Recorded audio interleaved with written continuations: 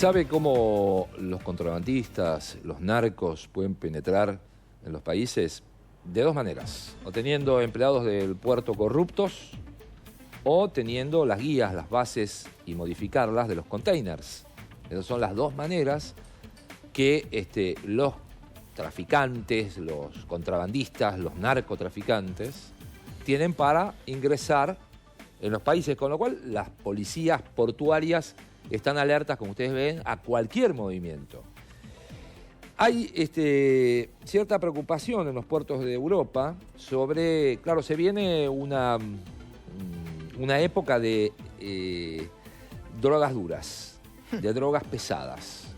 Las drogas sintéticas son para el verano, entran en estas drogas duras, nosotros vamos al frío, ellos se van al verano, y los puertos de Europa entran en alerta. Son coordinaciones de redes de empleados portuarios corruptos y la apropiación indebida de códigos de referencia de los contenedores, las dos estrategias que ganan terreno entre el crimen organizado para infiltrarse en los puertos de Europa e introducir cientos de toneladas de droga y mercancía ilegal. Por eso les decía, narcotraficantes y contrabandistas. La Agencia de Coordinación Policial Europol ha publicado un análisis junto al Comité Directivo de Seguridad del puerto belga de Amberes, los alemanes de Hamburgo y Bremerhaven y el neerlandés de Rotterdam, en el que se analiza el riesgo y los desafíos que plantean las redes delictivas que se infiltran en los embarcaderos de la Unión Europea.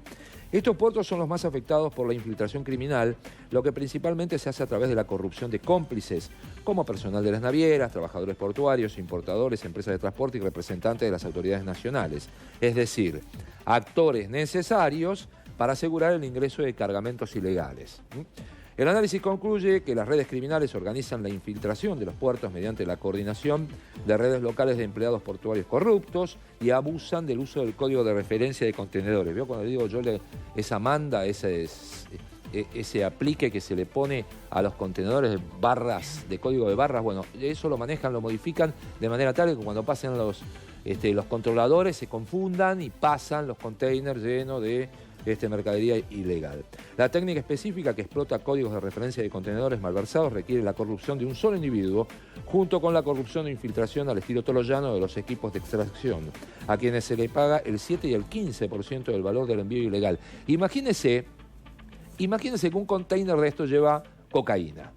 Sí. Vamos a suponer, cocaína. ¿Cuántas toneladas de cocaína lleva? Varias. Sí. Mezcladas con otro producto, otro artículo. Muebles, por ejemplo. Una tonelada de cocaína o 500 kilos de cocaína, media tonelada de cocaína, en muebles. De eso al equipo de extracción, a todo el equipo, el que modifica el código de barras y el que saca el container del puerto, 15%. Mirá. Si estamos hablando del orden de los 10 millones de euros puestos en Europa, se están llevando 1 millón de euros por cada container. Así, cortita y sencilla. Qué numerito, ¿no? Un número. ¿Qué te parece? Bueno, además, como efecto secundario de las operaciones criminales de los puertos y la rivalidad que conlleva, claro, aparecen las bandas. La competencia, ¿no? La competencia. Sí, sí. Lo saco yo, lo sacas vos y empiezan los tiros. Claro. Y ahí es sencillo. La lucha Entonces, por las el dinero. calles de las ciudades circundantes a los puertos empieza a generar toda clase de enfrentamientos entre las bandas. Atención con los cárteles de los puertos. ¿Sí? Atención, el cártel del Golfo es uno de ellos. Atención con los cárteles de los puertos puestos en Europa, que tienen su patita en Europa.